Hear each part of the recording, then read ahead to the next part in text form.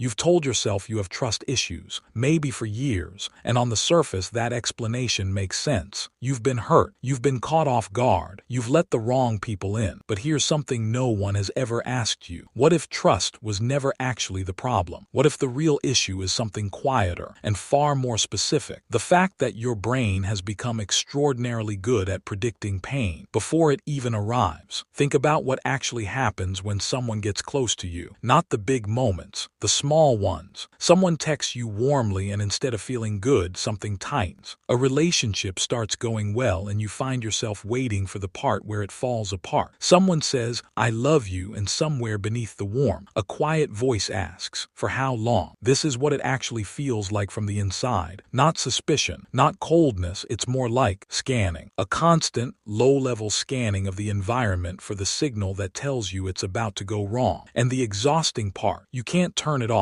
You'll catch yourself reading tone into a text, measuring how long someone took to reply, noticing a slight shift in their energy and filing it away as evidence. Evidence of what, exactly? That's the part you can't quite name. And that inability to name it makes you feel like something is simply broken in you. Like you were wired for suspicion, built for distance. So you accept the label, trust issues. But that label doesn't actually explain the mechanism. It describes the symptom. It doesn't explain why your nervous system is doing this, or what it's really trying to do. Here's what's important to understand first. This pattern is not a character flaw. It is not evidence that you are damaged, or closed, or incapable of real connection. It is evidence that at some point in your life, your brain learned something very specific. That being caught off guard hurt more than the thing itself. The anticipation of pain became a tool, a way of staying one step ahead of a situation your younger self had no power to control. Your nervous system built a model of the world, and that model said, "If I can see it coming, I can survive it." That's not brokenness. That's intelligence responding to an environment that made unpredictability feel dangerous. The problem isn't that this response formed. The problem is that it never got the update that tells it the old environment is gone. In psychology and neuroscience, this is connected to what researchers call predictive processing. Your brain doesn't actually experience the world in real time. It predicts it constantly. Your brain is running a model of what is likely to happen next, based entirely on what has happened before. And when that model was built inside an unpredictable environment, an inconsistent parent, a relationship that turned cold without warning, a friendship that ended in betrayal, the model learns to weight one type of outcome more heavily, the bad one. Not because you're pessimistic, because being wrong about danger is far more costly than being wrong about safety. Think of it like a smoke detector that was installed in a house that caught fire once. Now it goes off at candles. It goes off at toast. It's not malfunctioning, it's overcalibrated. And here's the mental model worth holding on to. You are not someone who can't trust. You are someone running an outdated threat model. The detector is working. The settings are just from a different house. The brain's predictive system, partly governed by the amygdala and anterior insula, flags relational cues as threats when they pattern match to past pain, even when the current situation is genuinely safe. This is why logic doesn't fix it. You can tell yourself they haven't actually done anything wrong and still feel the tension in your chest, because the threat signal isn't coming from your rational mind. It's coming from a layer of the brain that speaks in patterns, not in reasons. So what do you actually do with this? Not think positive, not just decide to trust more. Here are 5 specific things that work with your brain's architecture, not against it. Step 1. Name the prediction, not the feeling. When you feel that familiar tightening, that scan starting, don't ask, "Why am I anxious?" Ask, "What am I predicting is about to happen?" Make it specific. I'm predicting they're going to pull away. I'm predicting this is going to end badly. This works because naming a prediction activates the prefrontal cortex, the part of the brain responsible for evaluation, which creates just enough distance from the amygdala's alarm signal to pause. In daily life, this looks like writing one sentence in your notes app. I'm predicting evidence for this. Evidence against. Not to talk yourself out of the feeling, just to see it clearly. Step 2. Track accuracy over time. Your predictive system feels accurate because it remembers every hit and forgets every miss. Start keeping a quiet record. When you predict someone will let you down, note it. Then notice what actually happened. This isn't about proving yourself wrong. It's about giving the brain real data to update its model. In neuroscience, this This is related to prediction error process by which the brain actually updates its assumption. Without new data being consciously registered, the old model persists. In practice, one brief note: what you predicted, what occurred, nothing more. Step 3. Distinguish signal from noise. Not every scan your brain runs is distorted. Some of what you detect is real. The goal is not to stop reading people. The goal is to tell the difference between a genuine signal, actual behavior, actual patterns, and ambient noise generated by an old threat model. Ask yourself, is this person giving me evidence, or am I supplying it for them? This matters because hypervigilance often creates a self-fulfilling loop. You pull back, the other person feels the distance. They pull back, which your brain reads as confirmation. Separating signal from noise interrupts that loop before it completes. Step 4. Allow microtrust to accumulate. You don't have to decide to trust someone. That framing puts too much pressure on a single moment. Instead, allow trust to build the way the brain actually builds safety, through small repeated experiences of being met. A text answered, a plan kept, a mood noticed. Each one is a small data point that gently recalibrates the threat model. Psychologists call this corrective relational experience, new interactions that quietly rewrite the old template. You're not deciding to trust. You're collecting evidence that the house isn't on fire. Step 5. Grieve the prediction, not the relationship. Here is the one most people skip. When you feel that wave of distance or fear or preemptive withdrawal, what you're often grieving is not this relationship. You're grieving the ones where the prediction was right, where the bad thing did come, where you saw it coming and it still hurt. Part of calibrating the threat model means acknowledging that the original fire was real, not as a reason to stay in the past, but because unacknowledged grief keeps the detector permanently armed. Here is the one thing to carry with you. You are not someone who cannot trust. You are someone whose brain became very, very good at protecting you from a specific kind of pain. And that system, the scanning, the predicting, the quiet bracing, it served you. It probably kept you intact through things that deserve to be predicted. But you are not in that house anymore. And the work isn't about dismantling your awareness. It's about updating the map, slowly, with real data, with small moments of being met and letting those moments register. The threat model can change, not all at once, but it changes every time you name the prediction, check the evidence, and allow a small safety to accumulate. That's how the brain actually learns, not through decisions, through repetition and experience. You were never broken. You were calibrated for a world that no longer exists. And somewhere inside you, there is still a part that wants to be wrong about the bad thing coming. That part is worth listening to. Not every open hand hides something. Some of them are just open.